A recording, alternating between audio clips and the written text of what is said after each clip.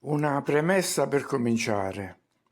Le considerazioni che seguono sono basate sull'osservazione personale e sulle riflessioni di ricercatori indipendenti e non su prove cosiddette scientifiche, come qualcuno richiede nei commenti, perché credo che dall'apparato ufficiale non ci si possa aspettare nessuna novità. Continuano a parlare di rotazione, piano dell'eclittica, esplorazioni spaziali, eccetera, mentre spesso si tratta solo di buonsenso. E io mi fido più delle osservazioni della gente comune che, pur non avendo mezzi e strumenti scientifici, potrebbe avere intuizioni migliori di tanti addetti ai lavori. Faccio un esempio. Se le persone si attenessero al buonsenso e alla loro personale esperienza, non avrebbero problemi a dire che il sole scotta e che si sposta nel cielo, ma poi aprono qualche libro, consultano l'enciclopedia e scatta la magia nera. Gli viene detto che il Sole è una stella che si trova a 150 milioni di chilometri di distanza e che la luce che li acceca è partita 8 minuti prima da lì, attraversando lo spazio galattico. Allora subentra la confusione, la dissonanza e di conseguenza l'adeguamento alla narrazione. E si convincono a tal punto che, ragionando per assurdo, se anche ora la scienza ufficiale dicesse che la Terra non gira come una trottola, nessuno ci crederebbe nemmeno più. Accadrebbe ciò che è successo con quelle medicine che sappiamo. Avevi voglia a dire che avrebbero potuto far male, nessuno ti avrebbe dato retta. Perciò, e faccio un altro esempio, le persone continueranno a vedere che c'è la luna piena proprio davanti a loro, a sud, e che quindi il disco della luna, per essere così perfetto, richiederebbe che il sole fosse dietro alle loro spalle, a nord. Invece, poiché hanno letto che la luna riflette la luce del sole, dimenticano che il sole è appena scomparso sulla destra, a ovest o nord-ovest. E continueranno a ripetere la storia della gravità, anche se lo stesso Newton, in una lettera a Richard Bentley, sosteneva quanto segue, come già riportato in altri video: che un corpo possa agire sopra un altro a distanza attraverso il vuoto, senza la mediazione di niente altro, è per me una tale assurdità che io credo che nessun uomo che abbia una competente facoltà di pensare possa mai credere in essa. E ancora, dei corpi celesti non potrebbero mai acquisire un moto circolare attorno al Sole in orbite concentriche per mezzo della gravità. Ma lasciamo Newton. Quest'anno abbiamo avuto molto sole, un sole che da un po' di tempo appare diverso, non solo come quantità ma anche come qualità. È bianco, brucia e sembra più grande di quanto fosse tempo fa. A tratti è stato insopportabile, per cui non a tutti forse fa piacere riparlarne, però è un buon momento per una sintesi con le immagini ancora recenti. Partiamo dall'alba.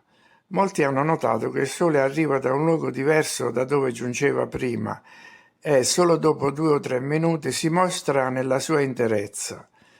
Ma anche in questo caso nessuno crede ad un'accelerazione, ci sono gli orologi. Eppure anche il più perfetto orologio, a quanto sembra, non era perfetto in maniera assoluta. Il Sole sembra sorgere quindi e poi salire nel cielo. In realtà non sorge, perché se ci fossimo spostati là dove sembrava sorgere, avremmo visto che era già alto, sempre alla stessa altezza o distanza dal suolo. Così come non sarebbe corretto dire che tramonta, poiché si allontana solo dal nostro punto di osservazione. Nelle belle giornate lo vediamo continuamente sulle nostre teste. Sembra che sia qui da noi, invece illumina mezzo mondo. La sera, da quando scompare alla vista e noi rimaniamo al buio, fino ai primi chiarori della nuova alba, dopo 7 o 9 ore, è riuscita a dare un giorno di sole all'altra metà del mondo. Sembra impossibile, ci dobbiamo chiedere quanto sia grande la Terra. Ci sono molte cose che non sappiamo, noi gente comune, su come funziona il meccanismo. Probabilmente si tratta solo di rifrazione della luce. Il Sole stesso potrebbe essere un punto focale che si crea di volta in volta, un sole locale che si manifesta solo per i nostri occhi. Infatti la luce sembra dirigersi sempre verso l'osservatore, indipendentemente dal punto del paese in cui egli si trova. Questo lo possiamo constatare anche sulle onde del mare. Qualcuno quindi sostiene che il Sole potrebbe essere un catalizzatore, non una fonte. Ciò che viene emesso dal Sole provoca una risposta nel mondo circostante, ma da questo non possiamo stabilire l'esistenza di una palla luminosa e calda. Nasce il sospetto che la luce ambientale non sia il Sole, ma un bagliore indipendente innescato dal Sole. Qualche giorno fa ho fatto questa foto, il Sole è proprio dietro le nuvole. In genere questo tipo di foto viene utilizzato per sostenere che il Sole è vicino, perché solo così potrebbe creare questo effetto di raggi a triangolo. Ma qui mi pare effettivamente troppo vicino. Sembra che stia dietro la nuvola e siccome una nuvola bassa in genere staziona ad un'altezza di massimo 2 km, c'è da chiedersi come mai riesca a dividere con precisione una luce che di solito, secondo i ricercatori, dovrebbe provenire da 6 o 7 mila chilometri.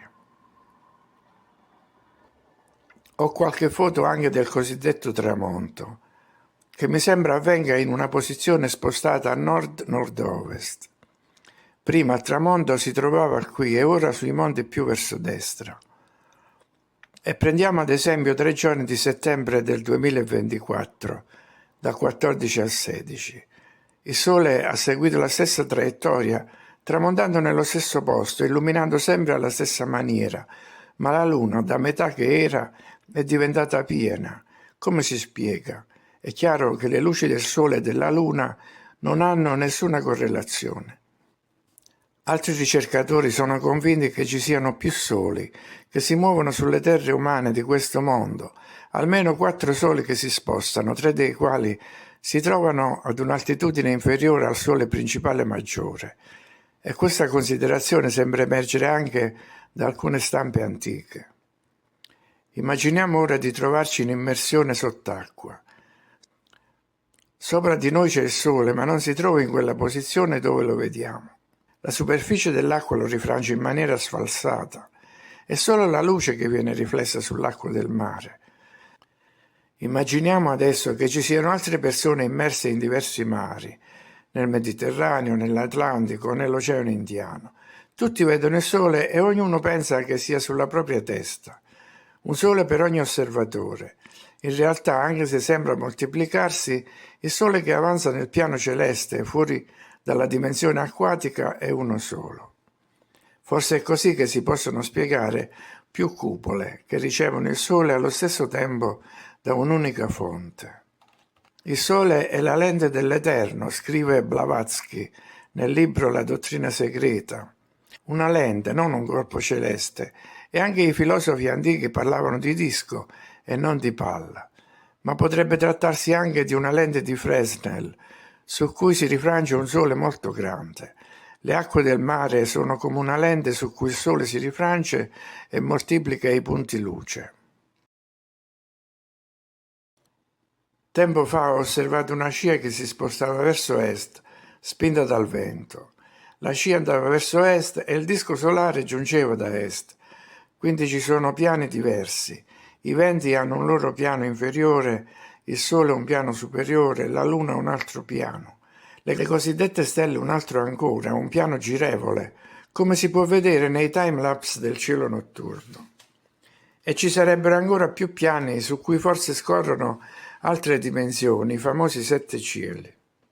In teoria ci dovrebbe essere un unico Sole che si muove tra i tropici del Capricorno e del Cancro e si trova presumibilmente a 5-6 mila chilometri sopra la superficie della Terra, e che sarebbe il motivo per cui abbiamo l'estate e l'inverno all'interno dei continenti e il permafrost nel nord e nella zona dell'anello antartico. Ma considerando le informazioni sui microclimi caldi che consentono la maturazione di frutti in zone fredde, si ha di nuovo l'impressione che ci siano più soli, uno reale che si trova alla distanza menzionata e gli altri artificiali che sono molto più vicini e sono capaci di influire localmente, creando le condizioni che portano a improvvisi rialzi di temperatura, alle basse pressioni, e di conseguenza alle tempeste come Boris dei giorni scorsi, giunta senza preavviso, e potrebbe anche essere la causa della formazione di sempre più frequenti trombe d'aria o tornado. Questo del Sole è un argomento coinvolgente e naturalmente ci sono svariate interpretazioni dei fenomeni correlati. Qualcuno ha notato che a partire dal 2020 il Sole è diventato più luminoso, il cielo più azzurro, e ha calcolato che 200.000 puntini luminosi sono scomparsi dal cielo notturno. Si sentono rumori in tutto il mondo e si avverte un cambio di energia.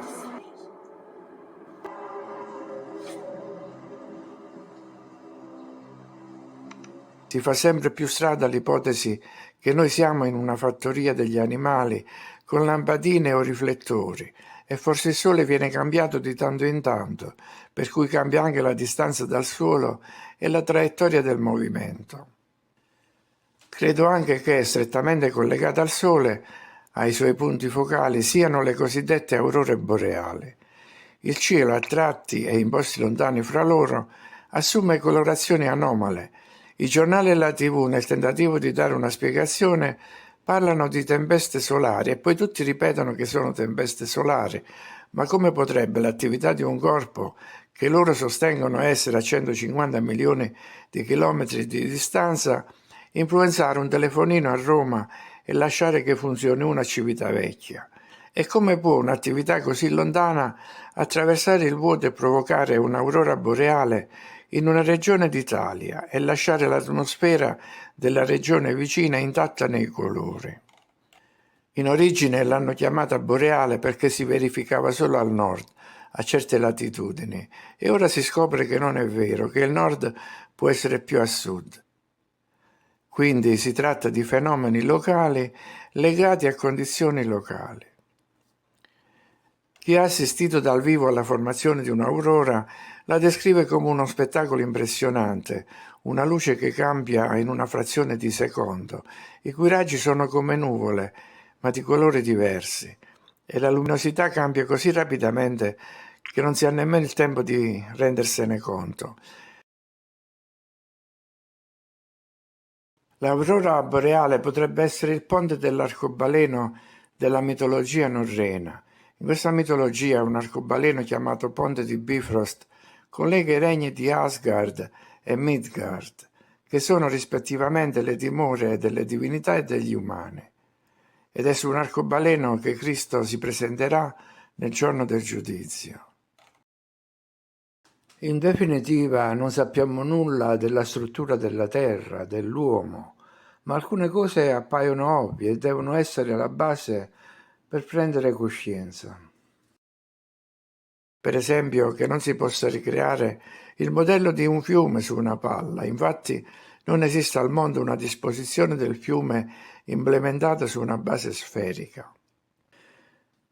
Così come non c'è un planetario di quelli in cui ci viene presentato un modello del Sistema Solare che sia realizzato senza che le biglie siano attaccate ai bastoncini o sostenute da corde. Insomma, riesce sempre più difficile credere che una Terra sferica si sia creata spontaneamente a seguito della cosiddetta grande esplosione.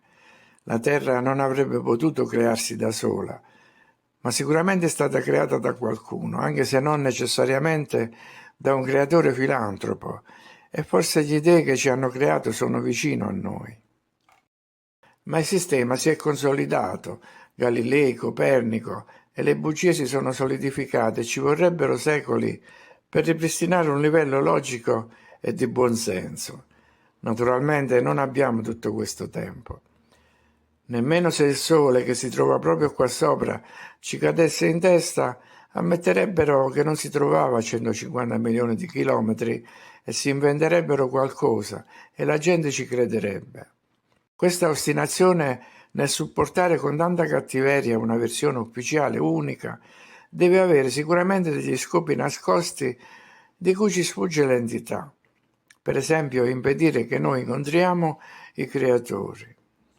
Un modo per saperne di più sarebbe poter fare osservazioni dall'Antartide, che però non è accessibile. Sempre più ricchi chiedono alle autorità di poter compiere escursioni, ma si trovano davanti a un blocco. Ogni nazione protegge il proprio spazio di competenza. L'Antartide è chiusa dal 1959 e tutte le zone oltre il 60° parallelo sono interdette. Non si può andare lì e fare esplorazioni, invece ci dicono che hanno trovato delle molecole in un cubetto di ghiaccio che hanno 50 milioni di anni. Molto interessante. Ma cosa nascondono lì? Per cui tutto ciò che si sa sono le storie legate all'operazione Salto in Alto del 1946 condotta da contrammiraglio Byrd. Si trattava di un'operazione navale su larga scala composta da una portaerei, diverse corazzate, un sottomarino armato, probabilmente altre 20 navi da rifornimento e 4.000 soldati americani, ma si vocifera che tra loro fossero presenti anche contingenti britannici e russi. Con suo grande stupore, Byrd scoprì che i suoi aerei stavano scomparendo molto rapidamente. Molti aerei si schiantarono contro una barriera invisibile e si disintegrarono nell'aria. Sarà vero, sarà falso, niente di preciso. Solo se il sole cadesse si avrebbe una rivelazione e tutti potrebbero finalmente vedere di cosa si tratta. Ci sono molte profezie in questo senso e oggi parlo di Baba Vanga, una leggenda molto famosa nei paesi dell'Est. Vanga nacque il 31 gennaio 1911 nella città macedone di Strumica. Nacque 2 mesi prima del previsto con le dita delle mani e dei piedi fuse insieme. La madre e il padre credettero che la ragazza non sarebbe vissuta a lungo e quindi la chiamarono Vangelo, la portatrice della buona notizia che viene sulla terra per un breve periodo e presto ritorna in cielo. Il suo vero nome era Vangelia Pandeva Dimitrova, ma tutti in seguito la chiamarono Baba Vanga, nonna Vanga. Tuttavia la ragazza sopravvisse e dopo l'operazione le sue dita riacquistarono la mobilità. Nel 1923 Vanga stava camminando con altri bambini in un campo, quando improvvisamente si formò una tromba d'aria. Tutti riuscirono a fuggire, ma lei fu trascinata via. Venne ritrovata priva di conoscenze in un posto disseminato di pietre e rami e fu riportata a casa. Durante il tragitto si lamentò di un forte mal di testa e cercò di strofinarsi gli occhi pieni di polvere con le mani. L'iride si rovinò e Vanga divenne cieco per sempre. 2 anni dopo il padre decise di mandare sua figlia in un sanatorio. Lì Vanga imparò a leggere l'alfabeto braille e persino suonare il piano e pulire la casa. Incontrò anche il suo primo amore, Dimitar, un giovane cieco come lei. Vanga iniziò a fare predizioni all'età di 16 anni, ma solo all'età di 30 anni acquisì il vero dono della chiaroveggenza. Per non farla lunga, da allora per 35 anni, ogni giorno Vanga ha predetto alle persone il loro futuro. È stato calcolato che per casa sua siano passate più di 100.000 persone. Molte furono le sue profezie, dallo scoppio della Seconda Guerra Mondiale alla morte di Stalin, ai tragici eventi di Cecoslovacchia del 1968, alla vittoria di Indira Gandhi alle elezioni del 1979 e anche il suo assassinio, la perestroica e il crollo dell'URSS, la guerra in Nicaragua e nei Balcani. A proposito di Gagarin, Vanga disse: Yuri non è morto, è stato preso. Infatti si dice che Gagarin bevesse molto e spesso si lasciava andare a confessioni sulla forma della Terra. Morì a soli 34 anni in un incidente aereo.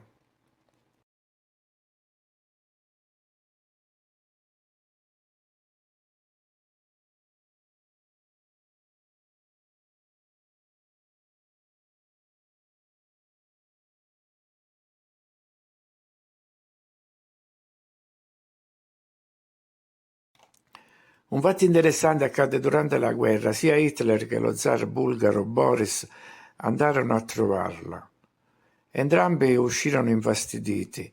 Ciò che sconvolse Hitler è sconosciuto, ma per Boris III Vanga predisse accuratamente la data della sua morte. Leonid Leonov una volta ricevette una previsione da Vanga che i suoi manoscritti sarebbero bruciati. Non credendoci davvero, lo scrittore li trasferì comunque dalla Dacia a un appartamento in città e li bruciarono. È noto come Vanga avesse predetto, molto prima delle elezioni americane, che Jimmy Carter sarebbe diventato presidente. Vanga sognava di visitare la Piazza Rossa, il Cremlino e di parlare con Gorbaciov, di cui aveva predetto l'ascesa al potere con 6 anni di anticipo. 20 anni prima dell'incidente del Kursk, nel 1980, Vanga predisse: alla fine del secolo, nell'agosto 1999 o 2000, Kursk sarà sommerso dall'acqua e il mondo intero piangerà. La gente di Kursk prese questo messaggio con umorismo. Come può una città, una foresta, una steppa finire sott'acqua? Chi poteva sapere che il mondo avrebbe pianto per il sottomarino Kursk?